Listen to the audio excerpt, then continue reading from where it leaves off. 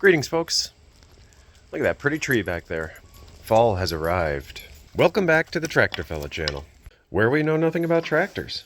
On today's episode, we're going to continue with part C of this beautiful grass mutilator. So far, we've taken it from sitting in a barn and getting eaten by ants, including my leg, to running better and moving. Hopefully, we can finish this stinking thing up and get it to somebody who needs it. If you didn't see it, and you want to see it, go check out the last episode where we got these two little fuel consumers running like brand new. Okay, well, let's dive in. And by dive in, I mean we're going to pull the engine off of this thing because it leaks violent amounts of oil from the crankcase. Step 1, remove the mower deck. I don't know how to do that. I guess we'll start here. Instrucciones. Look at that. Remove the mower. How convenient. Set the mower height adjustment in the lowest notch. Okay, mower is all the way down. Next, pull on rod handle and remove trunnion from frame bracket and drive belt from clutch pulley. Got some big words in this manual. First, we're going to remove this little guy here, this rod handle from the trunnion, whatever in the world that means. Oh, what do you know? It's soaked in oil. That's very strange. And down we go. Back in we go. Oh man, this thing is drenched. Okay, step 1 complete. Step 2. Remove belt from clutch pulley. And step 2 is complete. That's interesting. Here, check this out. So if we look down here, next to our trunnion, there is our pulley, which is attached to it, and a spring. Step 3, move left and right spring-loaded front mounting pins to the center of the tractor and into lock position, figure 7. Oh, what do you know? I'm getting oil all over the manual. Front mount pins. Locked position is in the middle, apparently. Yep, we hear you, tight. Okay. Oh, I see. There are 2 pins down here. You gotta move them to the middle. Okay. Let's move that one there. That's where it's supposed to go. Yeah. There we go. Oh, that's cool. Not too bad. Looks like this little guy over here, oil soaked, surprising. Drop down. Next, remove left and right rear attaching cotters. Rotate locks forward, lift up on rear deck, release mounts, turn front wheels all the way to the left and slide it out. Well, this wasn't as bad as I thought. I actually thought these were roll pins and they were falling out. I guess that would explain why I couldn't push them back in. All right, now it's time to pluck the cotters. And now we rotate these locks out of the way, apparently. Oops. Oh, well, that's pretty cool. Okay. Locks are rotated out of the way. I'm not quite sure how to help you with that. Well, I didn't ask you anything, so I wouldn't expect you to help me with that. Let's see here. Oh, that's better.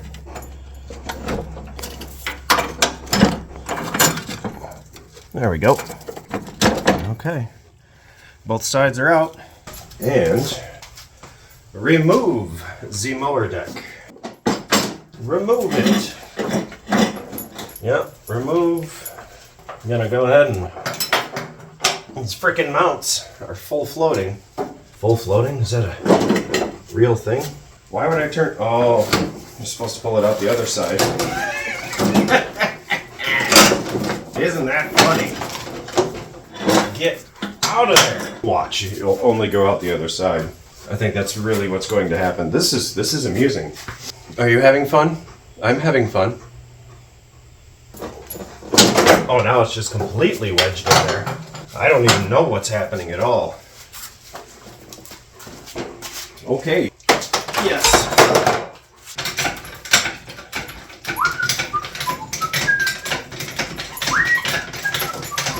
Just jacking my mower off the ground. There you go. That's an appendice they forgot to include in the manual, that you can also turn your wheels the opposite direction and jack up the front of the mower, and then, you know, if you want to go the easy route.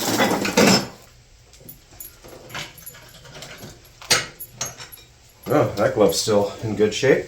And we're back for a new and beautiful day. Well, since we have the deck out, we might as well flip it over and give it an inspection.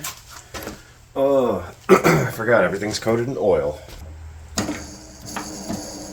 Not bad. A slight bit of noise. Rollers are in good shape. Could use a little bit of a cleaning down here. Oh, I found another grease point. Sweet. Oh, nice and quiet. Nice and quiet. And sharp as well. I don't think we're going to have to do a lot to this. Degrass it, perhaps, and then grease up this other point over here. Right there. Next to our trunnion. Still, I'm enjoying that word. Belt adjust. I thought this was our belt adjust on the trunnion. Let's grease this before I forget about it. There we go. We are greased. Get some of this buildup off of here. Holy cow. Maybe spray it with some simple garlic solution. One thing I need to do is address our mouse situation out here in the garage. Not acceptable. Not acceptable at all. Last thing I need is them destroying things in my shop. Well, my shop. Alright, what do we do next? I say, let us pop the hood. Okay, hood pop, complete. Alright, thanks for joining this episode. We'll see you next time. I know. Need to quit my job and start doing some comedy. Did I shut this off last time? I didn't. You meatball. Well, no, we decided our bowl was working well. I'm sure it all leaked out of the pet rooster anyway. But, oh well. Well, let's just start with the fuel line. Start somewhere. 13 mil, as the cool kids say.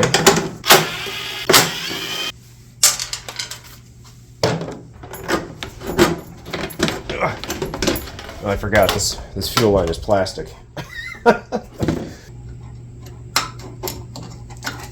forgot, this thing isn't even doing anything. There we go. Put that off to the side for later. I gotta find these parts I ordered. Oh geez, look at that. Here's your Amazon comparison here. Next, let's pull the battery. Get that out the way. Nope. Yep. How about this guy? Oh, how convenient. Well done, wheel horse. The hold down nuts and the battery cable nuts are the same size. How amazing is that?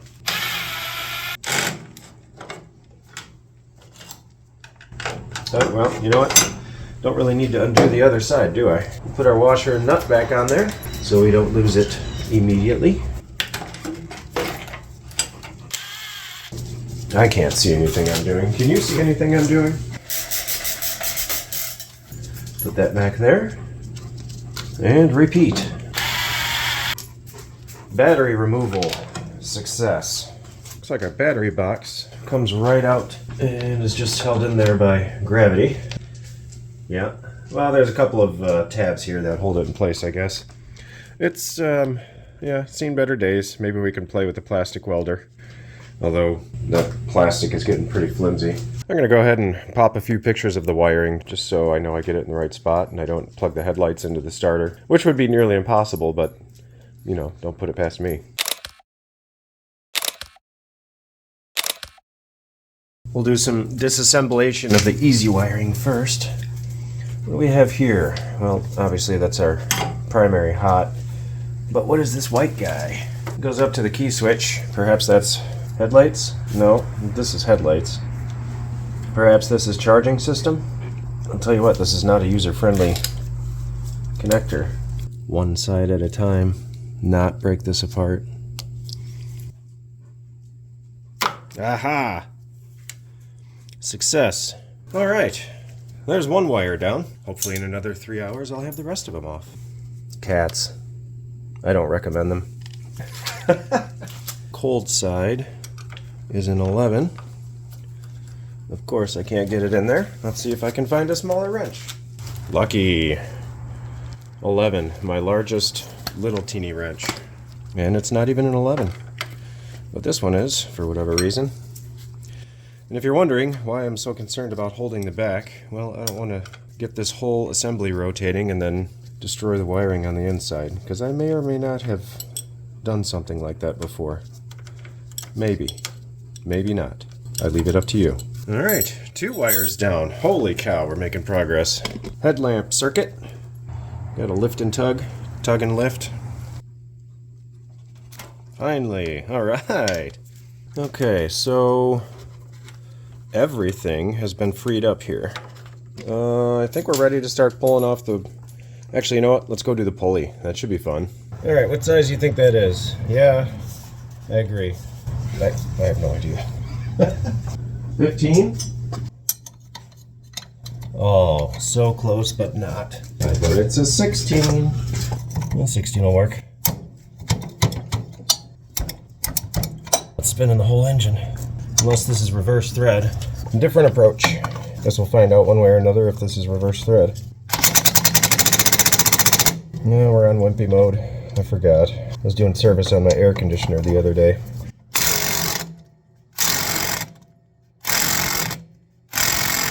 It's not reverse thread. The whole thing is coming down.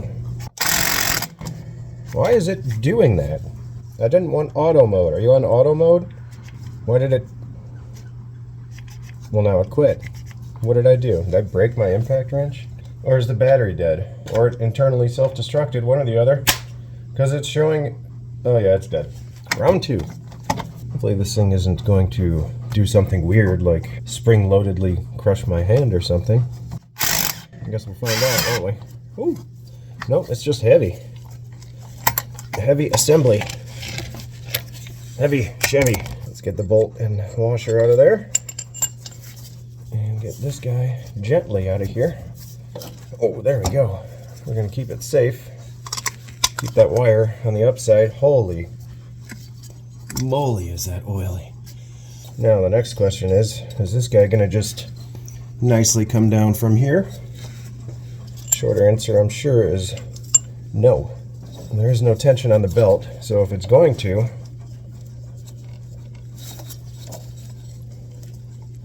Nope, definitely not. Okay, well, I would like to thank whoever put grease on here, because this came off very nicely. Let me go see what kind of puller we can use for that guy.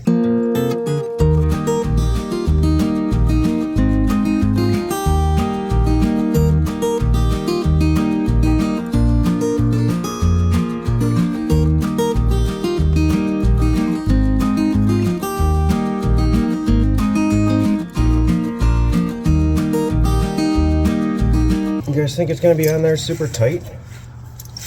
I can't imagine it would. Let's get this out of the way. There we go. It is a long way to pull. Alright, let's see what we can do here. And it's too short. Can we do this? No. Now are we long enough? Yes.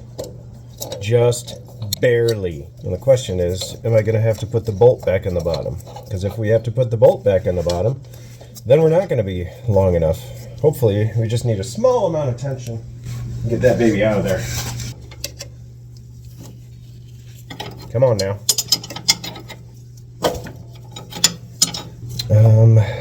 Dang it. I can't do it with that bolt in there, but we're getting too tight. I'm going to damage something. No, it's really not doing a dang thing. You know what? You want to know something pretty cool? I can pull the engine with this pulley on there. Oh man, I couldn't see because of all the freaking dirt up there. I thought it was one piece and I thought it was the same size as the crank. I didn't know there was a big hole that I could freaking... Oh boy, I am a smart man. Don't do what I do, folks. Always consult your professional, official wheel horse mower guy that fixes stuff.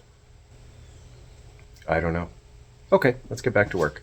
And we're back for a new and thrilling day. So now that I'm super smart and realize that the hole in the bottom of the engine plate or the frame or the whatever you want to call it is large enough I can pull the pulley out through there. Let's go ahead, disconnect any additional wires, drain the oil out of it, and pluck it. You know, now that I'm looking at this, maybe the reason our little tongue right there isn't going down far enough is simply because this cable needs to be pinched higher up. Because you can see the travel. Oh, look at that. Look at that. And there we go. I think that's our problem. Oh, yeah, look, it's loose. There you go. Sweet. Hey, I bet there were a ton of you saying, "Dumbass! Adjust the cable!" So I'm going to go ahead and take care of that when we put it back together. Bingo. 8 mil diameter. Of course, we need an impact for this. Not at all. And then we'll do the bend and the twist if we're lucky. Yes. And we'll put this right back in its home so we don't lose it. I don't know if this pipe fitting is factory or not, but how convenient. I have absolutely no idea what was in this jar last. But I'm sure it was some type of petroleum product, so we should be good.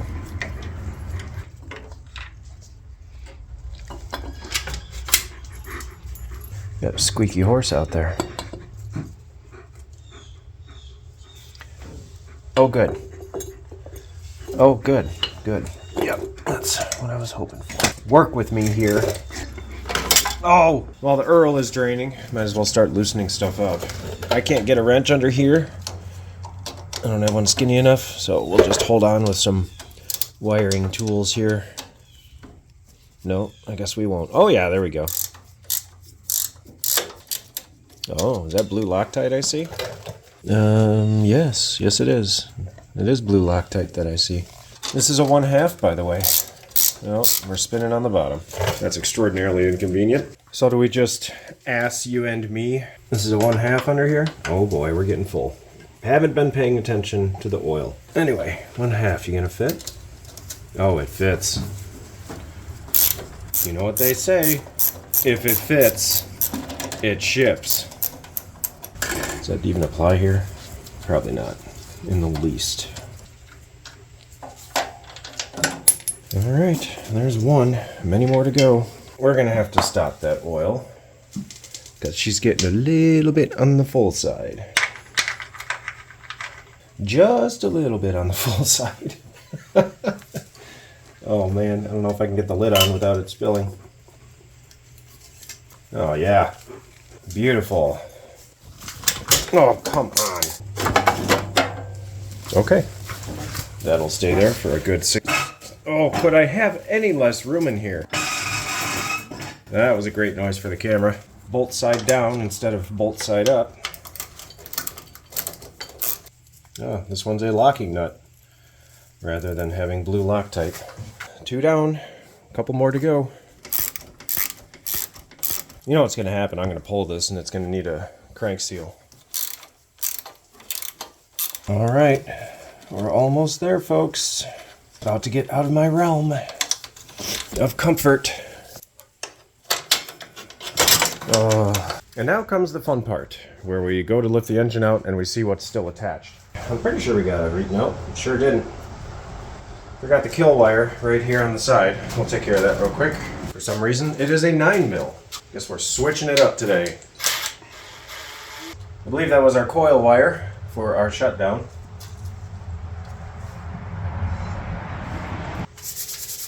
Round 2. Oh, not very light. What was that? Oh, getting hooked by everything. Okay, we're out.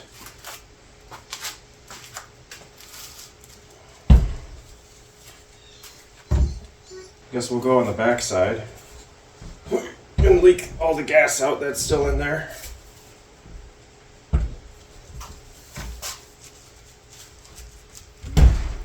Woo!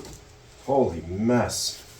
Yeah, I'm still pretty convinced it's case. Crank looks pretty dry.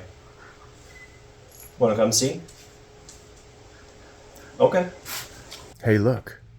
It's suddenly turned into a snowblower engine. Okay, so we are wet all through here. The bottoms of the bolts are wet that hold the case together. So I guess my next question would be, are you supposed to use some type of sealer on those bolts that go into the case, or is it strictly the gasket? I guess I'll have to look that up. But I mean, there's tons of moisture on the outside here. Yes, I said moist. Apparently, the word moist is very despised by the American community. But yeah, looking around here, if the crank was leaking a bunch, I would think I would see it all in through here. I also think I'm going to strip this thing of its covers and give it a bath. This is getting very heavy. I'm just glad I left myself so much room on the workbench. I'll just add to the pile here. I don't know. I find it fun. You guys find it fun? Guys and gal, singular. Do you guys and gal find it fun? It's not very often to pull an engine out of a mower. And you know what's funny is I have not actually looked at the mower since I removed this engine to see what it looks like. Chainsaw. We'll go have a look together in a little bit, but I want to get the air filter off of here so I can pour all the gas out that's come out of the carburetor bowl. I feel like deja vu right now. Almost like I've done this before. Definitely was sealed up pretty nice. It stuck on there and made a noise when I pulled it off. Camshaft jingle bells. This will also give me an opportunity to enrich in the idle circuit slightly. Boop. And complete. I noticed after I put the air filter back on with the new carburetor, it was hunting and popping a little bit. Actually, I'm second guessing my cover removal strategy because if I pluck this cover, that requires me to remove cylinder head bolts. And if I do that and I don't torque them appropriately, I will be slaughtered by the YouTube community. So we're going to just leave that there and just continue to rotate this engine and not actually make any progress. I wonder if I can just pluck that guy off of there and slide this cover out of the way. That would be convenient. Oh, we can. How convenient is that? Oh my. That is, looking around here to see if there are any other sources of oil. The only other one might be the breather cover. That's a very good possibility as well. Everything around the cylinder looks good except for dirt. I'm sticking with my case theory, and I'm also going to leave all of this on here. I have zoomed in a little bit, and we're going to work on plucking. This is loose. I can wiggle it back and forth. This engine is in immaculate condition. There's so little play anywhere. I'm trying. Oh, come on. Dump truck. Oh, it's dual dump truck. You know why I couldn't? I'm an idiot. I'm going to throw that right out there. You know why I couldn't pull? Oh my gosh. I am learning so many things today. I couldn't pull this off of here because I believe this and this are integrated. I think they are. It's hard to tell, but yeah, I'm pretty sure they are. Okay, well, we can try something else.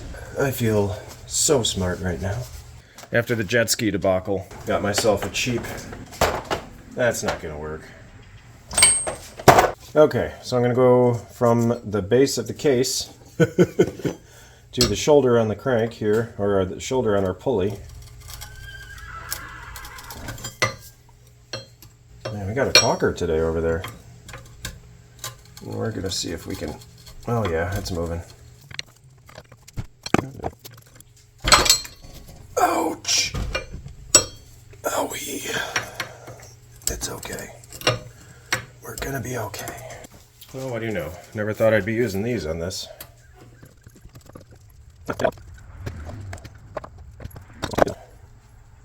Okay. Woo! Celebrate. Celebrate. Celebrate. Come on and celebrate. What do you know? It's one piece. You can't pull a pulley off of a shaft if the pulley and the shaft are one piece. Welcome back, folks. It's a new and glorious day. It's a chilly one. Why are you so fuzzy? Oh, because you're dirty, that's why. Hey! Here we go. Let's leave as much on the engine as possible and just remove what we need to. I don't really know the best way to go about this, other than just go for it. One step at a time. How do you eat that elephant? One bite at a time. Step by step. And day by day. Hopefully we finish this before next May. Alright, I'm done. I think it'd be a good idea to pull the dipstick out. Oh. Look at that. Oh! My camera stand has more than one use. You still see? You can still see.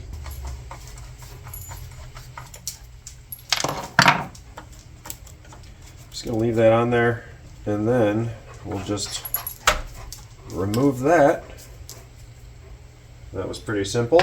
I bought a new grommet for our dipstick. There we go. We'll save this one for absolutely no reason. I'm gonna put this back in here so we don't lose our T15. And drops the engine. No, I think we're good. Let's just pull it apart. We'll deal with the mess as it comes. What do you think? 15? I agree. Not remotely close. 13 it is. Oh, magnet tray. Oh, jeez. That's why it's leaking. There's absolutely zero torque on that. Any of you out there know if this is a common problem? Yeah, there's no torque on this either. Let's try the next one. Nada. 2 fingers. Okay, well, I guess we know our primary problem. I don't want to just tighten it down and call it good. Let's do the right thing. Do the right thing. Oh, man. Sometimes I just crack myself up. That at least had a click in it.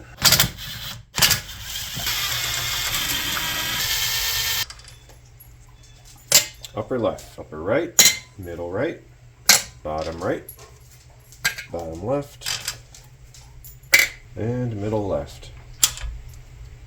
They're all the same size, and they all have lock washers on them. Guess that didn't help too much, did it?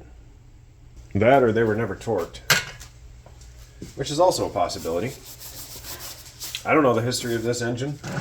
Maybe someone rebuilt it because they were bored. Now for me, last time I tried to pull one of these apart, it was a serious PITA.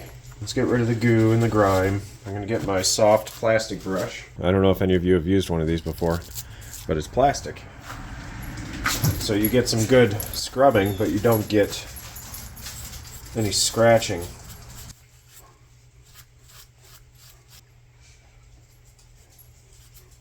I need your flashlight. There's no additional collar on there, is there? That just mates directly to the seal? Yeah, I think that's correct.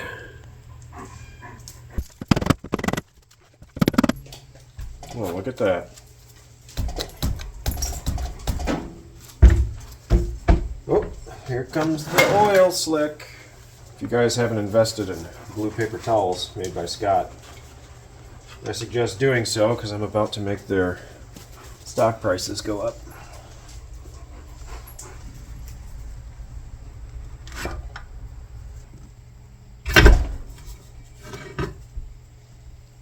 Okay. Holy smokes, look at that. That is pretty wild setup. Huh, sorry. I'm taking it all in here. That's our oil slinger. That is a little bit of a groove in the crank where our seal's been riding. We'll inspect that eventually. Right now, like I said, I'm just gonna take it all in. I'm gonna bring it around town. Bring it around town. That's actually very clean inside. A little bit of sludge in the bottom of the pan, but for an engine of this vintage, I would say this is it's very healthy looking. let's go explore. Here we are. What I said wow about was this. Is that just reinforcement? I mean, that is a big, that is a big hunk of metal just hanging out in the bottom of this thing. Well, no, it's not. That looks like, is that a counterbalance? Or perhaps a anti-vibration counterweight? Because look, it's riding on an eccentric. See how this gear is right here? Oh, come on now. Oh, it's trash truck day. Yay. See how this gear is here? And then below it, this eccentric dips, almost like maybe a cam lobe or a lobe on a camshaft for a fuel pump, like in an older small block. Interesting. I wonder if this is a counterbalance. That's a heck of a way to do it. We're gonna have to take the plug out and spin this thing over and take a look at it. Oil slinger also acts on our governor shaft. There's our governor shaft going through the case. Looks like our weights, these are the weights. As it speeds up, we push, oh boy, did we mess up something in timing? No, it's supposed to be like that. Okay, got lucky with that one. That could have sucked really bad. Anyway, long story short, as this thing spins faster, these little counterweights come out, allowing this shaft to push down, which pushes down here, which regulates the speed of the engine. So I'm glad that I discovered that's how that works. I'm sure all of you small engine lovers already know how that worked, but I don't tear apart many engines. And by tear apart, I mean simply remove the case cover. I don't know. This is fun for me. Little sludge. Yep, it's not horrendous. Something else I noticed was this little guy. This little guy looks like it slipped inside the case a long time ago and became folded over and just lived there, and that may have been one of the primary sources of our leakage. But yeah, this seal has seen better days. It has oil on the sealing surfaces, so this has probably been going on for quite some time. Anyway, I'm just jabbering now because I'm excited. Thoroughly excited. The good thing about this leaking so bad is this seal should come off relatively easily. So let's get to work. Gasketation time. I think we made the right call here, folks.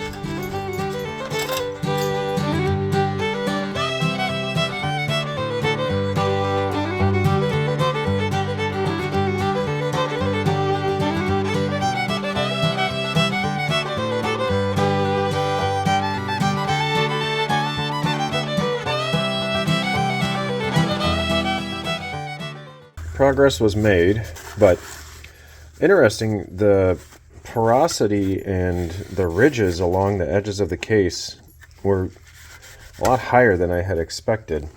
So you remember how I mentioned this curved piece here looked like it had been living in the crankcase? Well, that piece matches up right over here. Look how porous it is. Kind of like where that seal went curving into the case. It's almost like it started removing material, maybe because the clamping load was high where the seal was, but then low where the seal wasn't, causing this to wear away.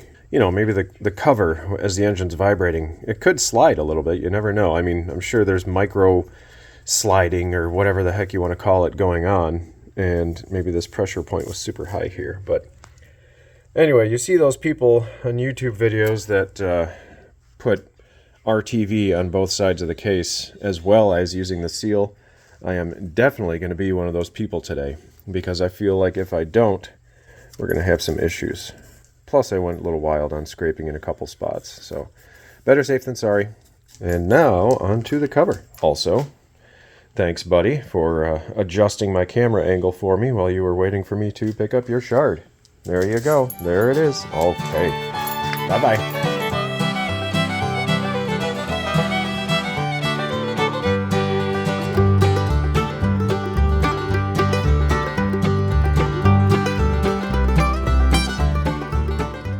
Gasket scraped.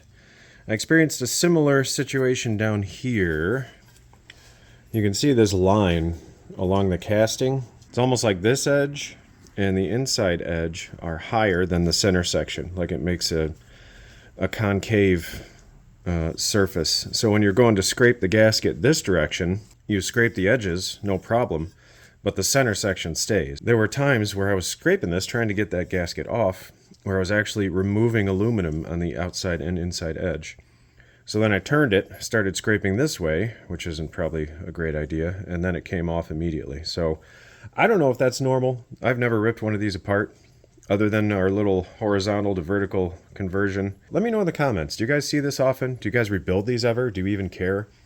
This engine has such good compression and leak down that, you know, why would we replace it? It's a very healthy machine, aside from extreme blood loss. On to the cleanup.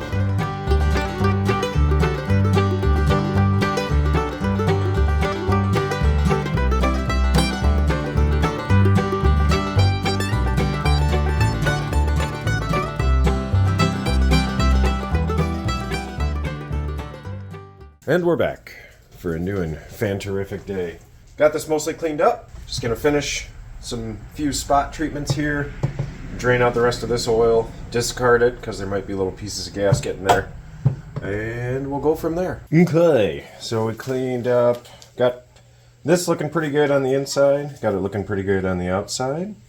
I looked at the seal. Seal looks very healthy. So I think we're going to go ahead and reuse the seal. I sprayed out the crankcase, the bottom of the crankcase, and drained it to get any debris out of there. Also took the spark plug out because I wanted to play. I wanted to see if this is in fact a counterweight, and that is exactly what it is. It is a reciprocating counterweight. This is... I can't believe they added this much weight to internally balance this engine. I don't know. I guess if it's needed, it's needed. But what's also nuts to me is that this is on both sides of the crankshaft, on either end. It all adds up, because when this is at the bottom, the piston's all the way at the top. So basically it's, you know, opposing the movement of the piston. Anyway, check this out.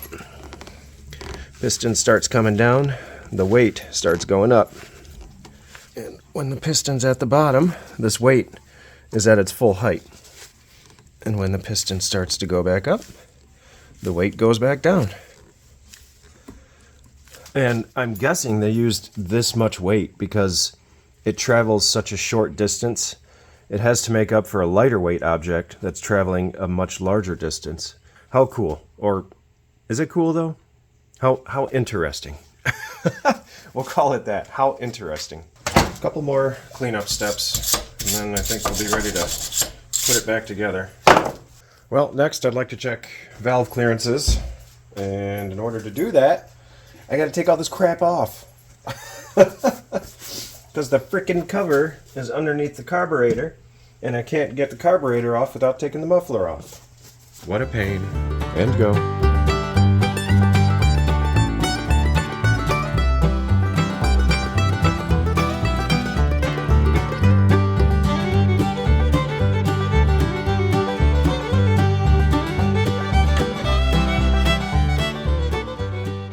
You know, one thing I didn't think of is whether or not the camshaft is supported at this time.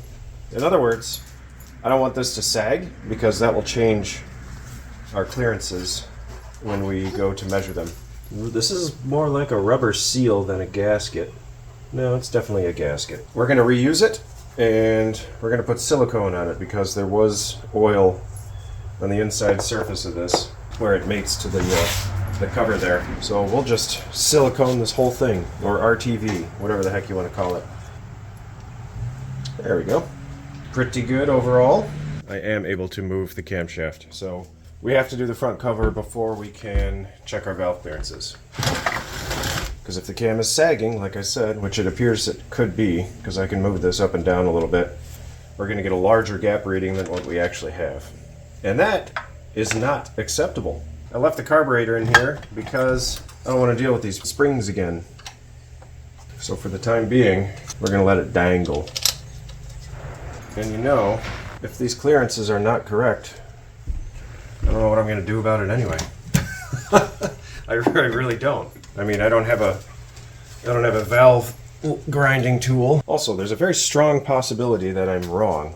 I know. It's hard to believe. We're going to do it the way we're going to do it. Little preemptive priming here too, just because we can. Before I lapse you guys, let's take a look here. Oh, great. Somebody folded it. Idiots. Oh, that's cool. Oh, it's white? Interesting. I'm going to laugh if it's not even the right gasket.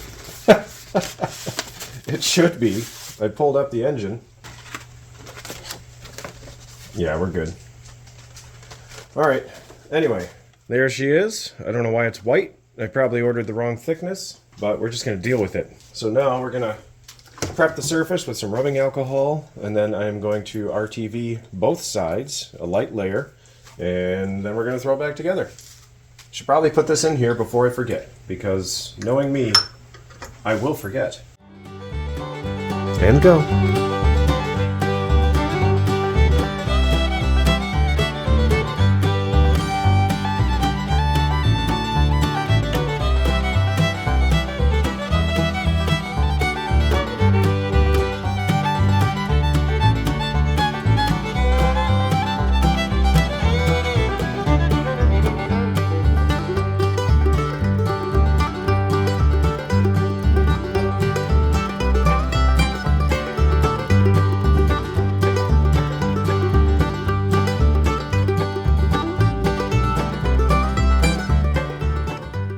And we've been tacking up for a little while. All right, here we go. It's nice that this has dowel pins on it. Help you sort of align where things need to go. Yeah, I went around, cleaned up this whole surface, realized I hadn't blown out the bolt holes. So that was smart. Then I blew them out, and then I went back through and cleaned the surface again. Also, I had looked up torque specs, or I attempted to look up torque specs for the case bolts, for the sump bolts, whatever you want to call them. And I found one place that said 200 inch-pounds. I found another place that said 220 inch-pounds. My inch-pound torque wrench goes up to 50, so that's really useful. I have never once used that torque wrench. I have no applications ever that have required inch-pounds less than 50 to be torqued. So, turns out 200 inch-pounds is about 17 foot-pounds. So if we have 50 here and 25 here on this middle line, I figure somewhere around my dirty fingernail will be 17 inch-pounds, or 17 foot-pounds. I'm sure it's going to be just fine. Need some more assembly lube. With any luck, this will change the depth slightly, which will allow our seal to ride in a new position. I don't know, I can hope, can't I? Got some oil in here, have some oil in that for the cam. It's now or never. Actually, that's not true. We could do it again if we really had to. I'm going to try to keep the snout from touching the seal, or the mating surface here.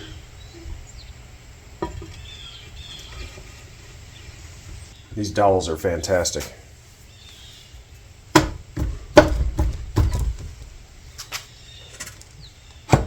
There we go.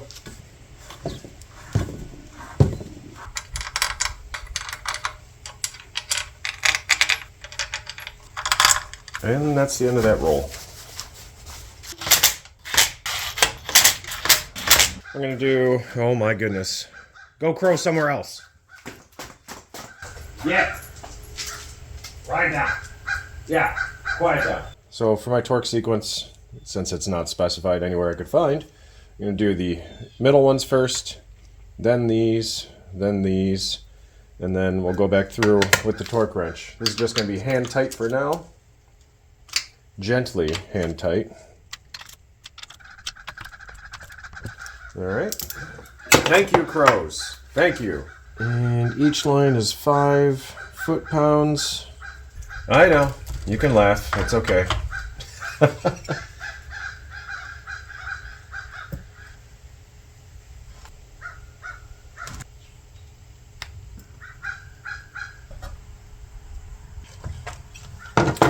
10 feels like an awful lot. I used my brain and I decided to actually put in the engine model number and did a little searching.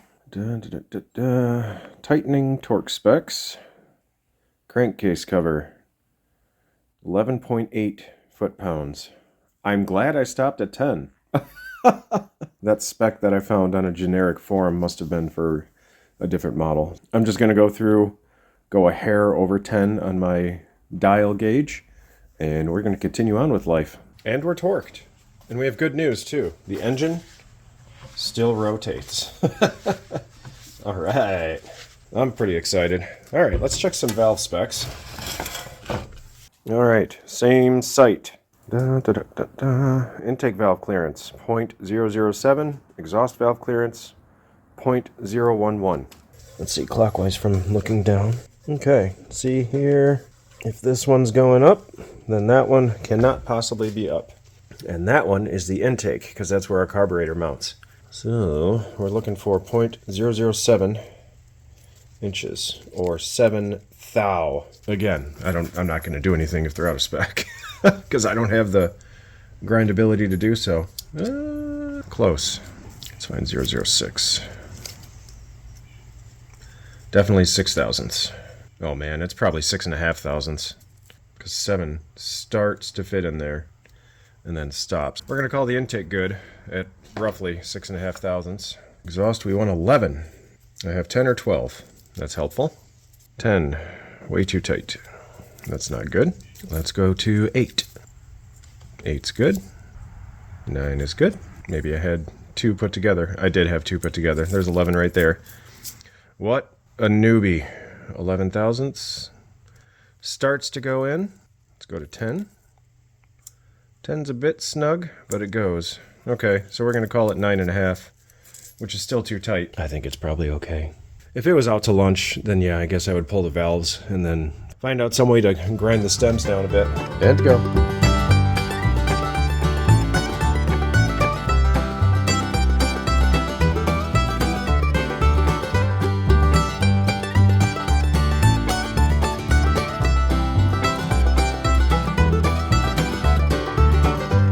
So I was looking at the gasket and I noticed that it had a couple of cutouts for these little dimples here. I don't know if these are for some type of breathing that happens, but we're just gonna not go ahead and pack those with our TV.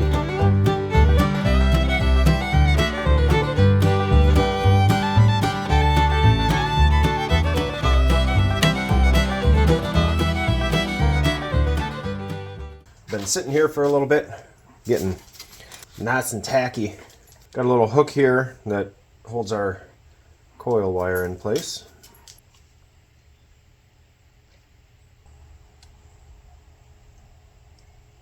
Torque spec for this is Gutentite plus or minus 1/2. Our talker is back today. Okay. Hopefully, after 24 hours, when we put oil in this thing, we won't have a leaker. Time for some reassembly. And go.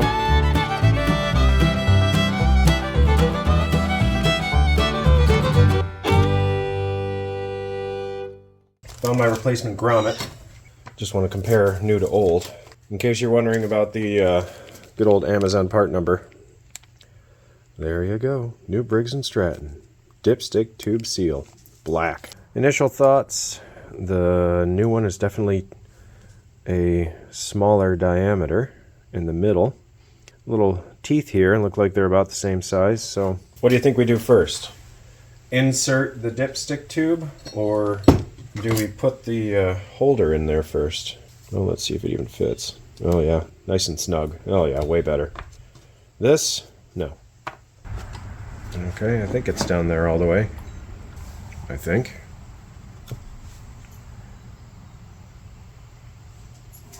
Oh, it's threaded. I'm an idiot. There we go. That would explain why this one was kind of hard to rip out, because I just ripped it out instead of unthreading it. And we'll just cram this in there. Right. Right. Yep. Perfect. We're in business. Okay, we'll see how that works. Welcome back for another new and gorgeous day. Fetch it up. Fetch it up. Fetch it up. All right, out you go. I'm gonna do one more simple thing before we throw this back on the frame. I'm gonna take this out and replace our T15 screw with a couple of these. We'll just break the ends off and shorten them up a little bit. Plus this one's stripped out, so it's not really doing a whole lot. I found the best way to cut these to length is to just break them off. Of course, one of the requirements is to use your vise that's not actually bolted down to anything.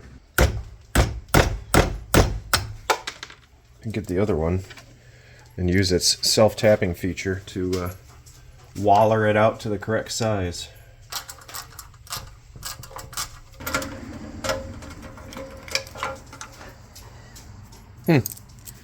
Look at that little guy.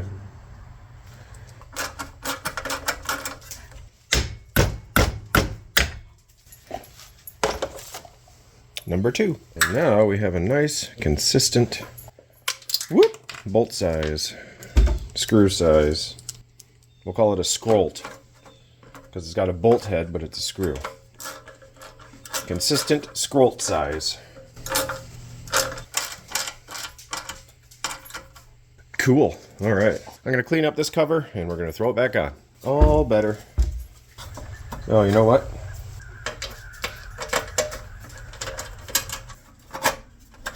There we go. Lovely. Just lovely. And we're tight. Woo! We are reassembled, folks. Oh, what a great day. While we're here,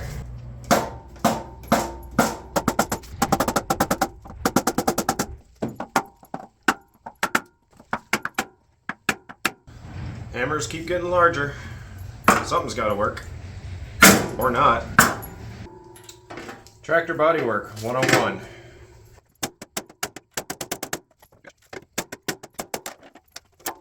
Hey, can't really tell from the front. That looks way better. How exciting. Time for some cleanup. Cue the music. And go.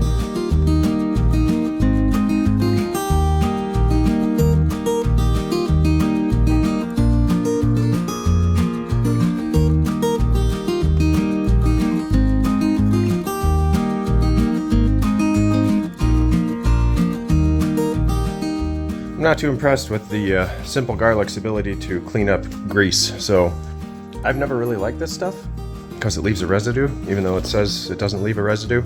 So I think it's a perfect application for the garage. Let's test it out.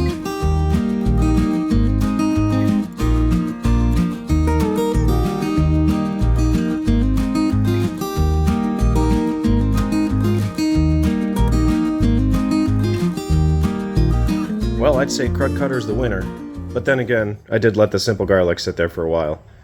So was it the sitting of the Simple Garlic? Or was it the mixture of the Simple Garlic and the crud cutter together? I guess we'll never know. Either way, I think it was a mixture of both. You let anything sit long enough, it'll work its way in there, so we'll play with it some more another day. Anyway, for the sake of time and getting this project out of the garage, I think I'm going to go ahead and just hyperlapse me putting everything back in here.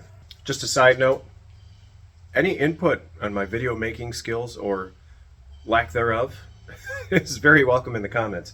If you prefer regular speed videos as opposed to time-lapse, let me know. I don't know, maybe some of you are gluttons for punishment.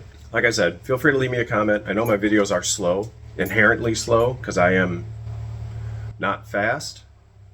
So, but if there's a certain style you prefer, let me know. I'd be happy to oblige. And go.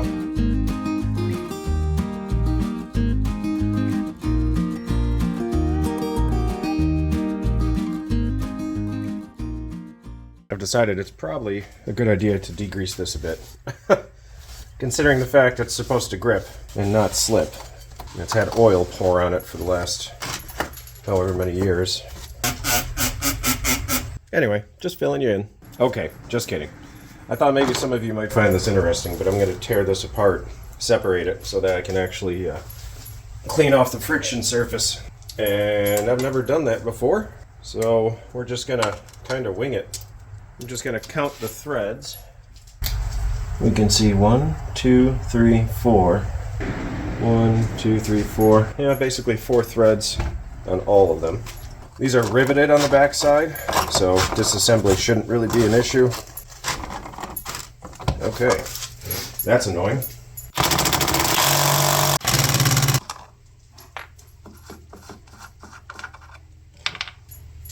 Anybody ever take one of these apart before? EU.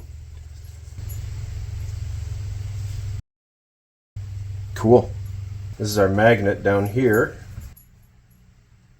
Making sure none of this is indexed, which it's not. Shouldn't there be a friction material here or here? Or are these strictly metal to metal? Because that's 100% what I'm seeing here. It's interesting how they attached the pulley to this plate. They used rivets. Okay. It is septic truck day today. They used it looks like rivets. They riveted this pulley onto this friction plate with these arms. I don't know why. Is that to help keep it cool so that air can flow around here? Bearing feels good. Interesting.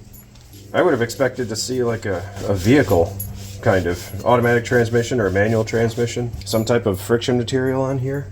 So check this out. So this actually has, so you've got your outer ring, right? Which doesn't look like it ever had any type of thing attached to it. Unlike this one in the middle, it's stepped up for some reason. And then you've got another stepped up sort of piece in here. I don't really know what else to say. Just interesting. Maybe doing it this way allows for a minimal amount of slippage in case you run into something. And if you look, so this inner ring rides here, which makes sense, right? This middle ring rides on top of these grooves, and then the outer ring rides here. Fascinating to at least one of us. So yeah, these can ride independently, and then, oh, I see. I get it now. Ding, ding, ding. The light has turned on. It's all coming together. So check this out. These act as springs. This inner surface here rides on this collar right here. Okay. So they can only get so close together. So then you flip the switch and the magnet pulls this plate down, whereas the pulley actually remains stationary. So these act as little springs. I'll show you when I put it back together. But that explains what these 3 fingers do. That's pretty cool. I would have figured the whole pulley would have moved up and down. Okay, so pretend we flip the switch, the magnet turns on, and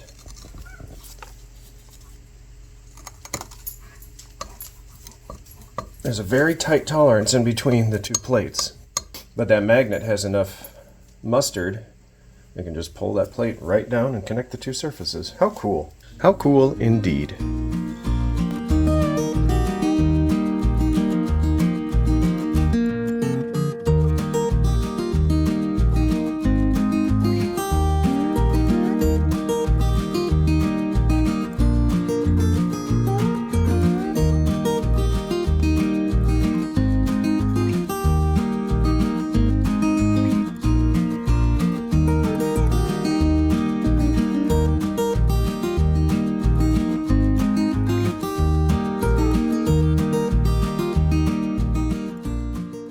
Battery box is somewhat more stable now. Actually, that strengthened it up a lot, to tell you the truth. Put some staples in the corners where the cracks were, because this box isn't exactly well designed. Because if you look at it, you've got the weight of the battery pretty much sitting here and sitting here, but those parts of the tray are elevated. So you've got all this stress loading on the sides, pushing it down. It's gonna crack pretty easily. So anyway, H.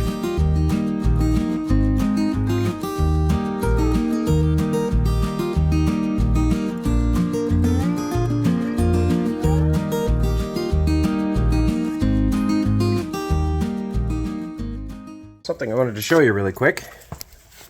Yeah. So you see this little pin right here? That pin goes in a hole right here, which keeps the PTO from, you know, spinning wildly. Yeah, it took me a little bit to figure that out. So, anyway, yep, goes right in that hole right there. Okay, back to it.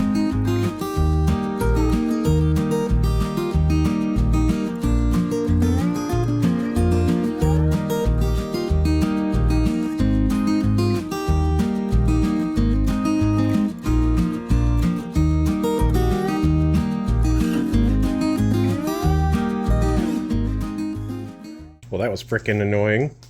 I'm trying to get the belt on, and it slipped off the pulley on the drive. So then I'd go back there and fish my spider power hand in there, get it somewhat on there. I'd go up here, try to pull it tight, and it'd fall back off. Repeat, repeat. Okay, back at it.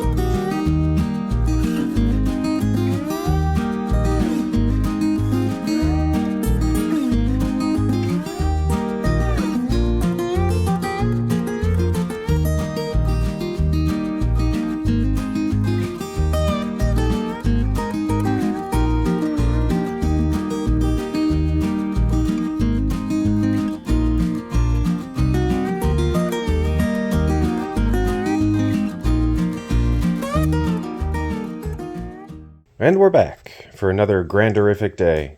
We are getting really close to being done. It is a beautiful day.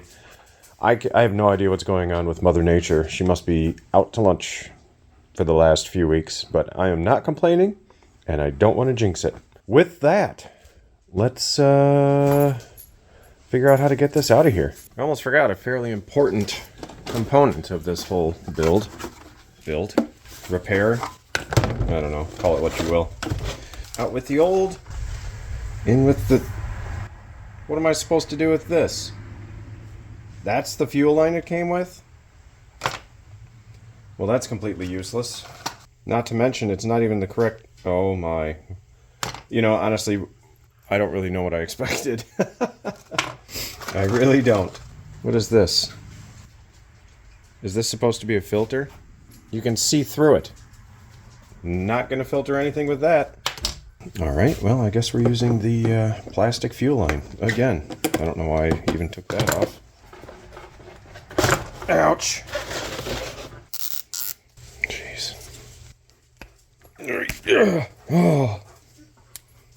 Oh darn, I broke it. I really thought this fuel line trick was going to work. I really did. But it really... What the heck? Really? My light bite the dust?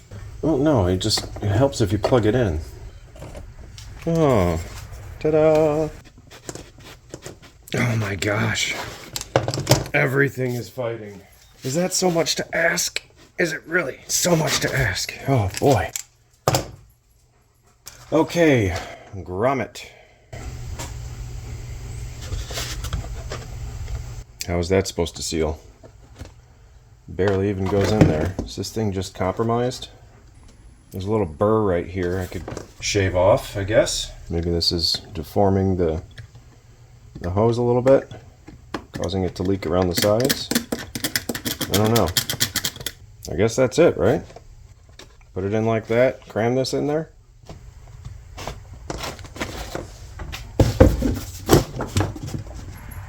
Okay, well that's supposedly what's going to work for us.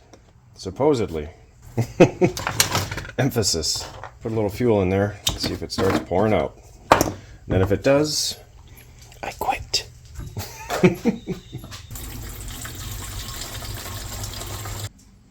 Not even going to say anything. Just going to leave it here for a little bit. Come back and check on it in a couple minutes. Not going to say anything. Let's go install it. Golly gee willikers, it's nice out here. Oh, and nope, your eyes are not deceiving you. We are reusing the old fuel filter because the new one is too freaking small and it doesn't work with these big dumb lines.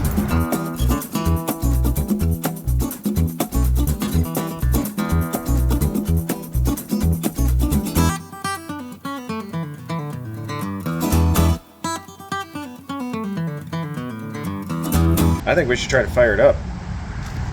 That's what I think. Something tells me the spark gap's okay. Something tells me the spark plug would help a little bit. As previously mentioned, I brought this cable up as high as I could go so that we get a full travel, and I also pinched our choke wire here so that it moves freely in and out of its little holder. So with any luck, we will have choke and we will have high speed, because I don't even know if we were running full speed last time. It seemed lazy. I'm gonna turn the fuel on so we can fill up our bowl. And the nut just came undone on the fuel shutoff, so I'm gonna go deal with that.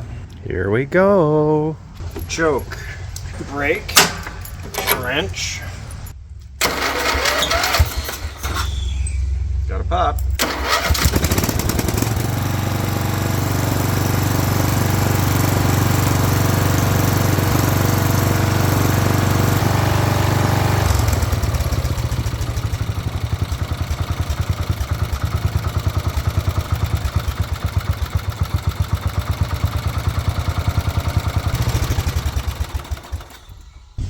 I'm pretty happy with it. I think we're always going to have a spit and sputter at idle.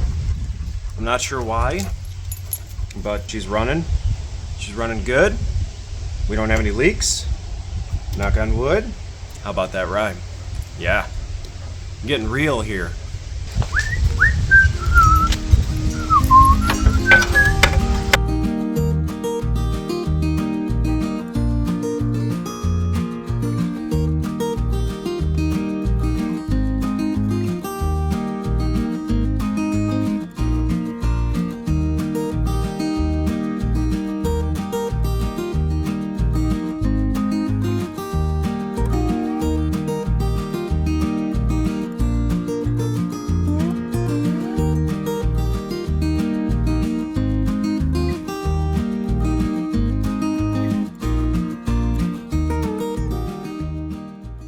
Whew, should have stayed in the shade. Dang, it's getting toasty out here. I think I took better care of this deck than I do my own mower's decks. Okay, reinstallation time.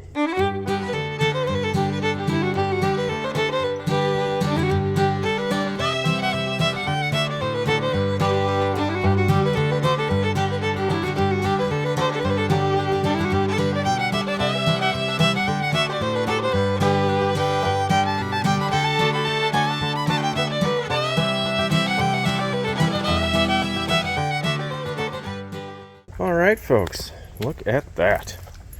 We got her all set up and ready to go. The deck goes on and off pretty easy now that I actually know how to do it. Just had to do a little learning.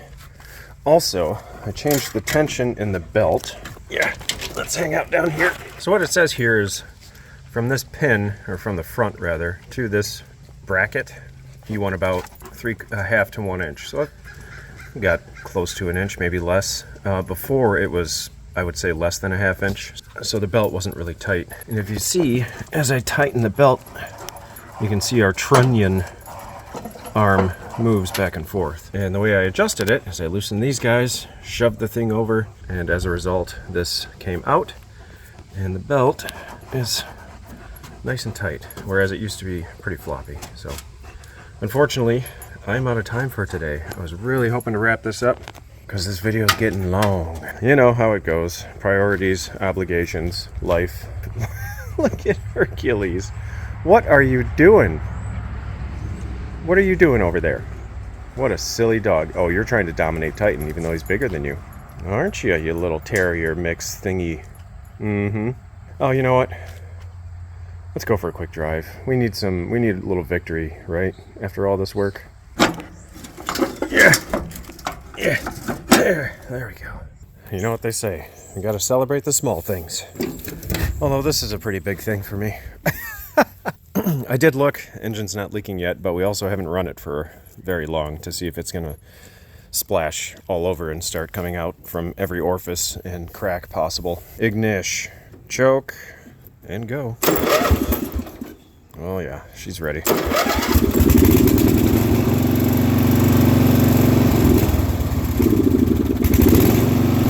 What the hell is that all about?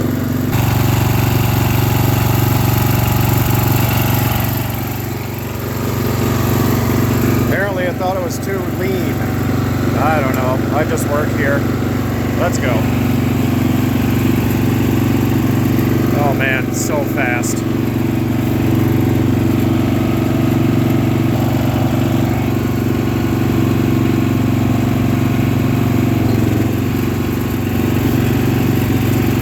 It's a little faster now that we actually have the engine RPM up. Man, it's beautiful out here. Well, what do you say? Should we try out the deck? Cross your fingers.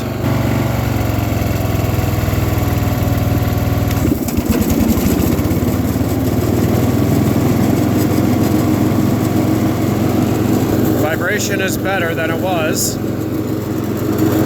I need to tighten that up. Let's go.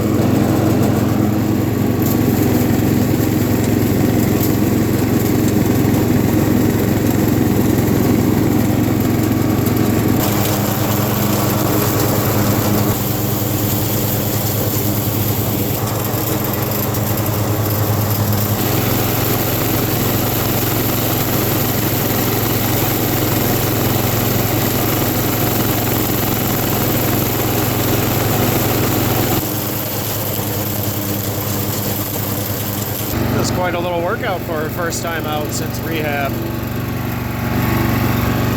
But she performed admirably. It's my favorite tree. It's gorgeous every single year. Now that we're warmed up, we're idling a bit high.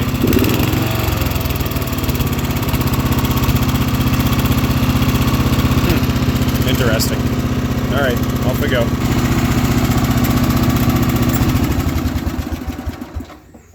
Leak check. Gas leak. Check. I don't see any oil over here. Oh man. It's almost time for you to say goodbye. What a great day. And we're back for the last day of the Wheelhorse 211-5 saga. Good news, by the way. I checked the new grommet over there, and it is dry as a bone. Very exciting. We're going to do a little fuel line reroutery in here, like so. And that will address our leaky situation. We're going to go just like that. We could even go like this. Bend this guy up. There we go. A little modification in that situation. Let's turn the fuel on. I see fuel running. It's going into the filter, but it's not leaking out. That's what I like to see. And I believe, yep, we have stopped flowing. Good, our float is full. Okay, I think we're done on the mechanical repairs. Good, good. Now, I need your help to solve a puzzle. And that puzzle is, how do we put the bagger on this thing? So here's our bagger. Here's our roof of the bagger. Now, there's a bracket that came with it that looks like so. If I had to guess, these go in here, and then the rest attaches to the mower somehow. It goes, I'm guessing it goes just like that, and attaches to the side. Wow, that's very convenient. Come here, have a look. See our little bracket there?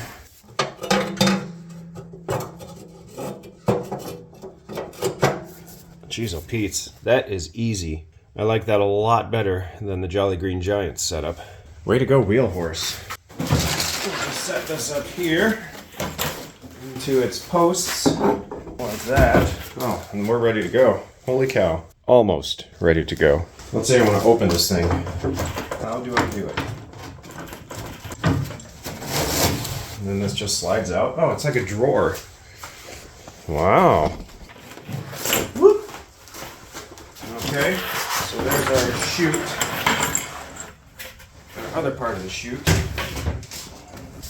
And they gave us a hitch pin. That's nice.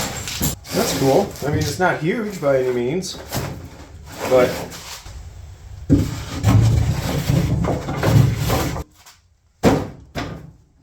pretty sweet. Let's put on our full bagger attachment. 13 mil emitter.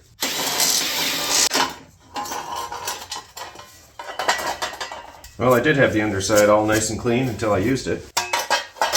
But you gotta test it, right? Right.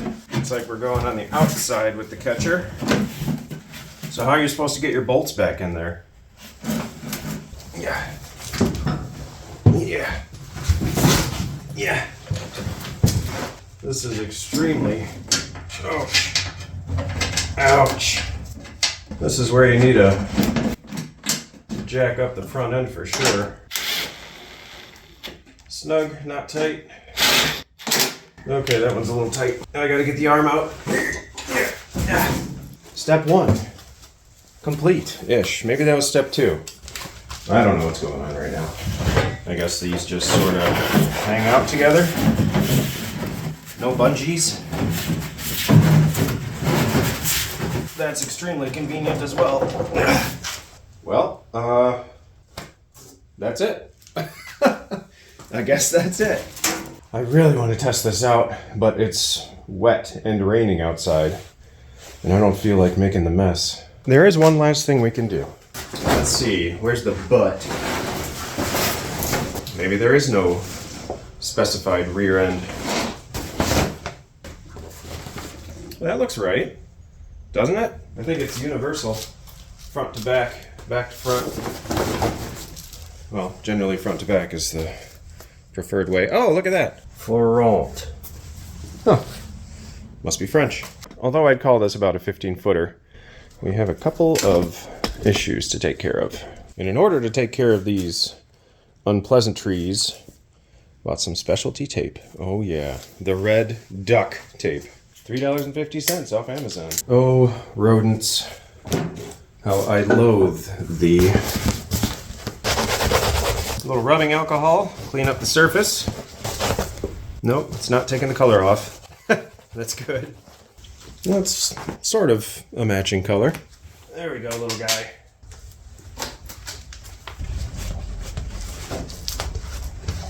Actually, you know what? That blends in really well. I'm pleasantly surprised. It's like duct tape decided they were going to make a color match for Toro wheel horse tractors. Okay, well, I think you all know how tape works and that it's adhesive and sticks to stuff. So I'm going to finish up with my taping job and I will bring you back when I'm done. So you can all be thrilled by the magic of tape. And before and after.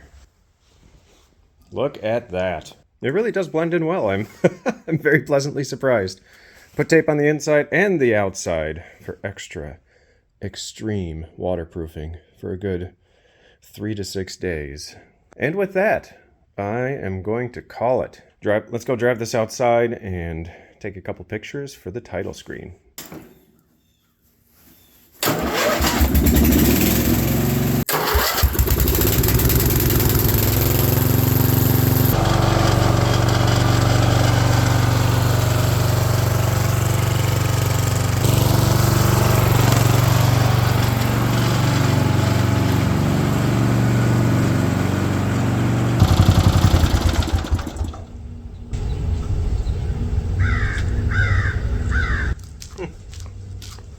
How about that?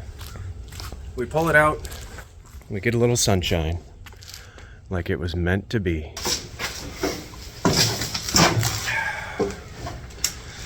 Camera angle. All right. Well, it's been fun. It's been a bit of work. It's taken quite a while, but I feel pretty accomplished overall. We got rid of the oil leak, which was pretty significant. Had a good time doing it. Fixed a whole bunch of things, verified a whole bunch of things, greased, oiled, all it's good. It's all good. Can't talk.